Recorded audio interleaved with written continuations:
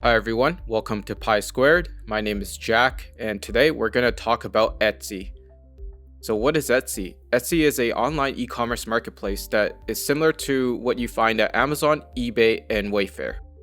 Etsy is a platform with a vibrant community that connects buyers searching for unique items with sellers turning their creative ideas into a successful business. People come to Etsy when they're looking for an alternative to the generic and mass-produced goods one may find at other marketplaces.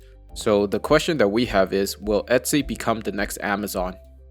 As a disclaimer, anything said or shown in the video is for education and entertainment purposes only, and not financial advice. Now that we got that out of the way, let's start off by talking about what makes Etsy different from its competitors and other marketplaces like Amazon, eBay, and Wayfair. Marketplaces like Amazon, eBay, and Wayfair are driven by mass-produced commodities. So think about this in terms of like when you buy something from Amazon, it's something that's mass produced and being sold based on volume. This means if you're selling something you can find in multiple places, then in essence, you're really just competing against who can sell for cheaper and who can ship it faster. Etsy differentiates itself by being known for handmade goods, but we think it goes beyond that. People don't purchase an item because it's handmade. Rather, we believe people go to Etsy and search for something special with meaning. So when they purchase an item for someone they care about, they know the item is unique and has meaning behind it. The company places a big emphasis on keeping commerce human. So what does this mean? To us, it means creating a human connection between the buyer and seller, which feels like a distant memory these days with mass consumerism and personal disconnect with big corporations. On Etsy, buyers can communicate with sellers to request personalizations to suit their needs and build a relationship with sellers, which is not the same experience one would find on other marketplaces like Amazon and eBay. These days, there is growing sentiment surrounding the notion of supporting small businesses, and by making a purchase on Etsy, buyers can get what they want and feel great about it at the same time. Lastly, we can't forget about the backbone of Etsy, the community of sellers. The majority of sellers on Etsy are small businesses and predominantly women. And what makes it special is their ability to be agile and quickly adapt to the ever-changing consumer demands.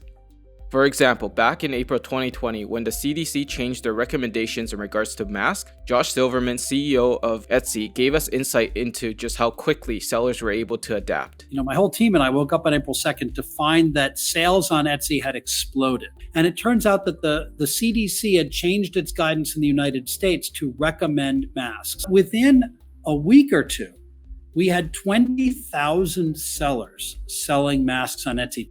To summarize, we believe the way Etsy differentiates itself from other competitors gives it a competitive advantage that will be rather difficult for others to replicate. Now, I believe it is important not only to touch on the qualitative factors about the company, but also the quantitative. Let's take a look at how Etsy makes money. But before doing that, we should understand the terms used by the company to measure success. You'll see this term GMS used often in their financials and interviews. GMS stands for Gross Merchandise Sales and is a main metric used by Etsy to measure success. GMS is the dollar value of items sold on Etsy.com. To put it simply, if it costs the buyer $45 to purchase this large custom dog toy, then $45 would be the GMS. However, this isn't revenue earned by Etsy. If you were to look at Etsy, you would find that they would categorize their revenues into two segments. One is the marketplace revenue accounting for 75% of total revenue, and two, service revenue accounting for the remainder 25%. Marketplace revenue comes from the marketplace, which is Etsy.com. The seller pays fees to Etsy for selling on their platform, so each time an individual buys an item on Etsy, the seller will be charged these fees. These fees include listing fees, transaction fees, and payment processing fees.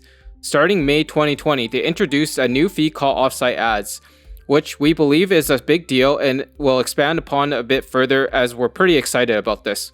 Service revenue consists of Etsy ads, or on-site paid advertising and discounted shipping labels for sellers. Etsy ads are fees charged to sellers in order for their listings to show up in prominent spots such as the top search feed when people browse the marketplace. Shipping labels can be purchased by sellers at a discounted price to ship goods purchased by customers all around the world. Etsy has seen astonishing growth in buyers year over year from 46 million in 2019 to 81 million in 2020. If we dig further into these segments, we will see significant increases in repeat buyers. These are buyers that have made 2 or more purchases during the year. And habitual buyers, these are buyers who have spent more than $200 and have made at least 6 purchases or more during the year. What is important to note from these figures is that Etsy is growing its brand presence as more and more people are becoming familiar with the marketplace and willing to make their first purchase on the platform. And subsequently, from these great experiences purchasing from the sellers on the platform, buyers are coming back for more, which is key in how Etsy can continue to grow, as habitual buyers are going to be the ones that will allow Etsy to continue its growth projection. Etsy was able to bring on significantly more new sellers to its platform, an increase of 64% year over year, which is amazing, but it's also very important in continuing to allow Etsy to grow. As previously noted, Etsy makes money when sellers sell their goods, so if there are more sellers coming to the marketplace, this is a good thing. This reinforces the Etsy platform, as sellers that previously were not on Etsy now find it a viable platform to sell their unique goods. Also, we need to keep in mind these sellers might be creating new categories of good that has never been seen on Etsy, which is exciting and has full potential. Now let's take a look at the opportunities that lay ahead for Etsy. With the recent 2020 Q4 earnings release, Etsy reported only 20% of total GMS is attributable to their marketing efforts, or as they refer to as paid GMS. This means 80% of their sales are coming from organic traffic. We see this organic growth being a great thing for Etsy because it isn't heavily burdened with high advertising costs to convert sales. And in addition, with the offsite ads introduced in May 2020, we believe this is going to be a big opportunity for Etsy to grow their brand in GMS. Offsite ads is exciting to us because it represents a new growth opportunity for Etsy to generate additional GMS while benefiting its sellers. Offsite ads are advertisements purchased by Etsy on other social media outlets such as Pinterest, Google Shopping, Instagram, and etc. Etsy advertises the seller's listings on these social media outlets and pays for these advertisements upfront with no cost to the seller. If a conversion occurs, meaning someone purchases the product via the ad, then Etsy will charge the seller an offsite ad fee for it. To simply put it, sellers do not incur any upfront advertising costs but benefits from the advertisement if it converts by paying a 10 to 15% of what it sold to Etsy. Etsy gets the benefit of having its advertisement subsidized by the seller. In 2020, the landscape of how people shop has changed drastically, as brick and mortar stores have had to close down and transition online. This has resulted in people whom previously had not shopped online to adjust. Do we believe once the pandemic is over, everyone will just go back to what they did before? Our simple answer is no. However, it is a bit nuanced as some will continue to shop online while others may be a mix of both. For example, if you wanted this canvas artwork that you could only find online, then you would have no choice but to purchase online. Versus if you were purchasing batteries for your remote control, would it be easier for you to drive to your local Walmart to purchase it, or would it be easier to just go onto Amazon and have it shipped the next day to your place? To wrap things up, to answer the question posed earlier, Etsy is not likely to become the next Amazon, but the company is definitely one to keep a close eye on.